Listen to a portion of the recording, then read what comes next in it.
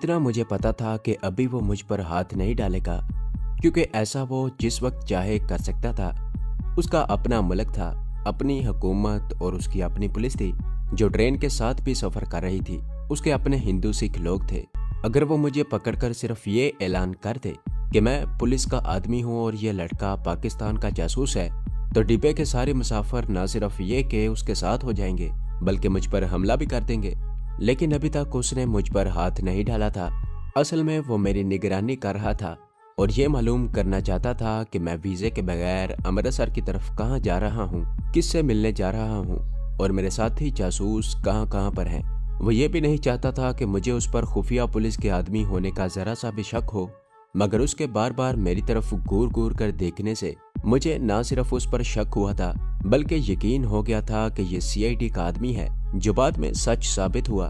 उस वक्त दिन ढल रहा था। गाड़ी की दोनों जानिब दूर दूर तक फैले हुए खेतों में दिन की रोशनी मांद पड़ती जा रही थी।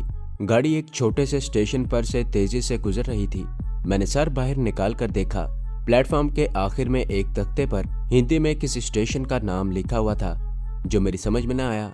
मैंने अपने साथ बैठे हुए एक सिख मुसाफिर से पूछा कि ये कौन सा स्टेशन गुजर रहा है, तो उसने कहा मानावाला। मैं संभल कर बैठ गया, क्योंकि इसका मतलब था कि अमृतसर का स्टेशन आने ही वाला था।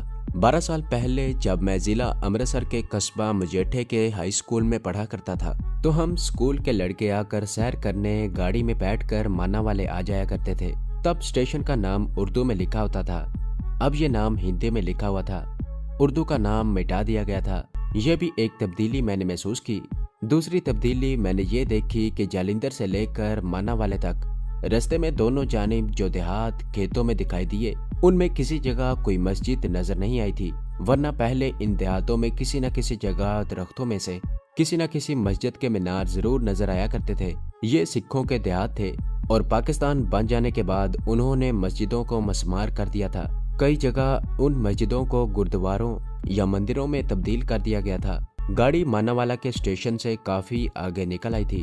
अब मुझे इलाका अपना जाना पहचाना लगने लगा था। एक फाटक आकर गुजर गया, उसके साथ ही आमों का एक घना बाग आया जिसके गिर्द 4 दीवारी खींची हुई थी। मैंने ये बाग पहचान लिया। उसे सरदारों का बाग कहते थे और यहाँ गर्मियों के मौसम में हम स्कूल के लड़कों के साथ आम तोड़ा करते थे। हम बाग की दीवार पर चढ़कर आम तोड़ते और राखे के आने से पहले आम तोड़कर छलांगे लगाकर भाग जाया करते थे। उसके बाद वो रेलवे लाइन आ गई जो अमृतसर के अमरूदों के बाग के पहलू से होती हुई हमारे गांव मजेठ की तरफ जाती थी। उस रेलवे लाइन को देखकर मैं उदास हो गया। मैं कई बार अपने वालिद और छोटी बहन के साथ ट्रेन में बैठकर इस लाइन पर से गुजरा था। ये रेलवे लाइन आम और अमरूदों के बागों की तरह वैसी की वैसी थी। अब ट्रेन अमृतसर शहर में दाखिल हो चुकी थी। उसकी एक जानिब शरीफपुरा था जो पाकिस्तान बनने से पहले मुसलमानों का गढ़ था और दूसरी तरफ कंपनी बाग शुरू हो गया था। डंडा पुलिस का फाटक भी गुजर गया। थोड़ी देर बाद ट्रेन अमृतसर के स्टेशन में दाखिल हो गई। हिंदू सिख मुसाफिर अपना अपना सामान समेट रहे थे। मैंने आंख बचाकर खुफिया पुलिस वाले की तरफ देखा, वो भी मेरी तरफ देख रहा था। वो अपनी सीट पर बड़े सुकून से बैठकर सिगरेट पी रहा था और उसने निगाह मुझ पर रखी हुई थी। मैंने सोचा कि इस मुसीबत से कैसे बचा जाए। मुझे ये खतरा भी था कि हो सकता है ये अमृतसर स्टेशन के प्लेटफॉर्म पर उतरते ही मुझे पकड़कर पुलिस के हवाले कर दे। गाड़ी प्लेटफॉर्म पर रेंगती हुई रुक गई। मैंने प्लेटफॉर्म पर 3-4 सिख पुलिस कांस्टेबलों को देखा तो एक बार फिर मेरे जिस्म में खौफ की लहर दौड़ गई।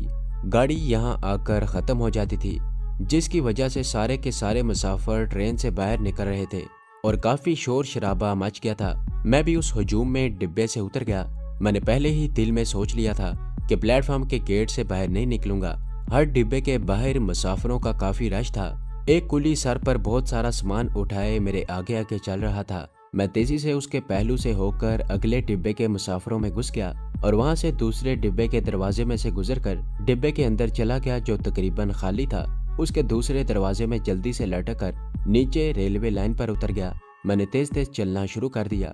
वहाँ लाइन के साथ साथ लोहे का जंगला लगा हुआ था। एक जगह जंगले का एक पाइप उखड़ा हुआ था। कुछ मुसाफिर उसमें से गुजरकर सामने वाले प्लेटफॉर्म की तरफ जा रहे थे। मैं भी उनके साथ सामने वाले प्लेटफॉर्म पर निकल आया और वहां से दूसरी जानिब जहां रेल की पटरियों का जाल बिछा हुआ था उतर गया। ये सारी जगहें मेरी देखी वाली थी। और मैंने महसूस किया था कि 12 साल में यहाँ कोई तब्दीली नहीं आई।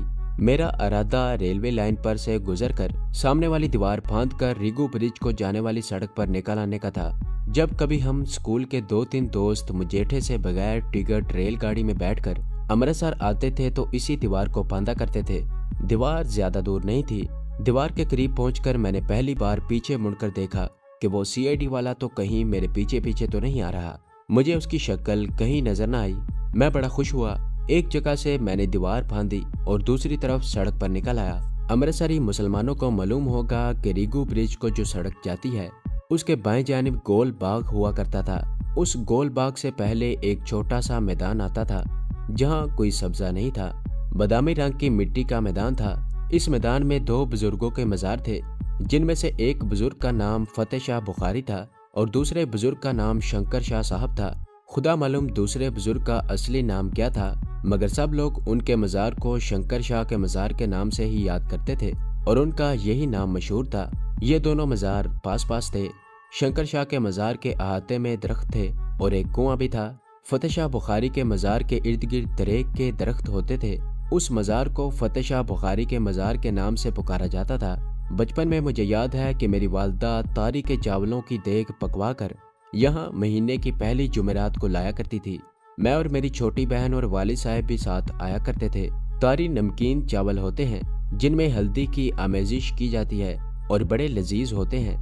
वालदा की वफात के बाद मेरे वालिद साहब ने यह फर्ज संभाल लिया। वो हर जुमेरात को देग पकवा कर लाते और फतेह शाह बुखारी के मजार पर खुद लोगों में तकसीम करते। हम सारा दिन मजार शरीफ पर गुजारते। मैं अपनी बहन के साथ मैदान में दौड़े लगाता। फतेह शाह बुखारी के मजार का मतवल्ली वालिद साहब का दोस्त बन गया था। वालिद साहब उसे शाह जी के नाम से पुकारा करते थे। वालिद साहब ने बिस्तरे मर्ग पर लेटते हुए मुझे जो अहम मिशन तफवीज किया था उसके सिलसिले में कहा था कि मैं अमृतसर जाकर सैयद शाह बुखारी के मतवल्ली से मिलूं। हो सकता है वो अभी तक जिंदा हो। वो मेरे मिशन के सिलसिले में मेरी मदद कर सकता है। चुनाचे अमृतसर के रेलवे स्टेशन बॉर्डर की दीवार फांदने के बाद मैंने सड़क पार की और गोल बाग में दाखिल हो गया। मैं 12 साल के बाद गोल बाग में दाखिल हुआ था। यहाँ भी सिवाय चंद एक दरख्तों के कोई चीज नहीं बदली थी। कुछ दरख्त जरूर गायब हो गए थे। ग्राउंड में घास भी पहले से कम नजर आ रही थी। बाकी सब कुछ वैसे का वैसा ही था। मैं बाग की ग्राउंड में से गुजरकर खाली मैदान में दाखिल हो गया। उस मैदान का एक किनारा अमृतसर के हाल के गेट के करीब सीढ़ियों वाले पुल की तरफ जा लगता था। उसी मैदान में सैयद फतेह शाह बुखारी का मजार था। यहाँ जरूर तब्दीली आ चुकी थी। मैदान के किनारे किनारे खोखे ही खोखे बने हुए थे। बाद में मालूम हुआ कि यहाँ फूलों की मंडी बन गई हुई है। एक तरफ रेड़े और छकड़े खड़े हुए थे।